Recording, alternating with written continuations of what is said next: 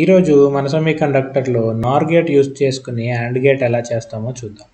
So first చూస్తున్న truth table ఇక్కడ ఏంటి అంటే యాండ్ గేట్ యొక్క ట్రూత్ టేబుల్. రెండు వన్స్ ఉన్నప్పుడు ఇన్పుట్స్ అవుట్పుట్ 1 అవుతుంది. దాని యొక్క సింబల్ ఇది. ఇక్కడ ఇది నార్ యొక్క ట్రూత్ టేబుల్. ఇదేంటంటే రెండు 0 ఉన్నప్పుడు 1 అవుతుంది, మిగతా అప్పుడు అంతా 0 అయిపోతుంది. బేసిక్గా ఇది ఆర్కి ఇన్వర్ట్ అనమాట. మనము నార్ యూస్ చేసుకుని నాండ్ ఎందుకు చేస్తున్నాము అంటే నార్ అనేది యూనివర్సల్ గేట్. సో అందుకని అది యూస్ చేసుకుని అన్ని గేట్స్ మనం రియలైజ్ చేయొచ్చు. అలాగే దాంట్లో మనము యాండ్ గేట్ని ఇక్కడ రియలైజ్ చేద్దాం అనుకుంటున్నాం. సో ఫస్ట్ థింగ్ ఈ రెండింటికి మధ్యలో ఉండే డిఫరెన్సెస్ ఏంటో చూడాలి. సో ఇక్కడ ఇన్పుట్ 0 1 కానీ 1 0 కానీ ఉంటే అవుట్పుట్ ఏమొస్తుంది? రెండు కేసులలో మనకి జీరోసే ఉంది కదా. సో అంటే ఈ కేసు వదిలేసి మిగతా కేసులు చూడాలి. సేమ్ ఉన్నది మనకు అనవసరం కదా, సేమ్ ఉంటే అలాగే బిహేవ్ చేస్తుంది.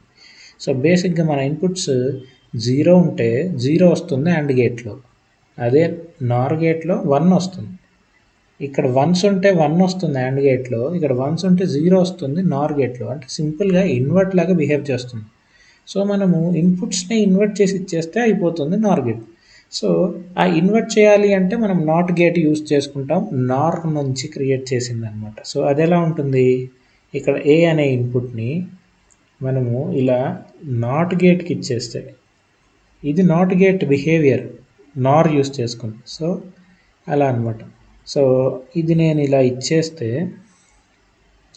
ఇక్కడ నాకు వచ్చే అవుట్పుట్ ఏమవుతుంది? ఇన్వర్ట్ అయ్యి వచ్చేస్తుంది అనమాట. సో ఇప్పుడు నేను దీన్ని సింపుల్గా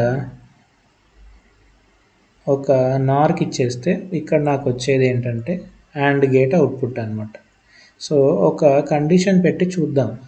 ఓకే, ఇప్పుడు మనకు కావాల్సింది ఏంటి? 0 0 పెడితే 0 రావాలి యాండ్ గేట్కి, కానీ మనం వాడుతుంది ఏంటి? నార్ గేట్. సో ఇప్పుడు ఎలా ఉందో చూద్దాం.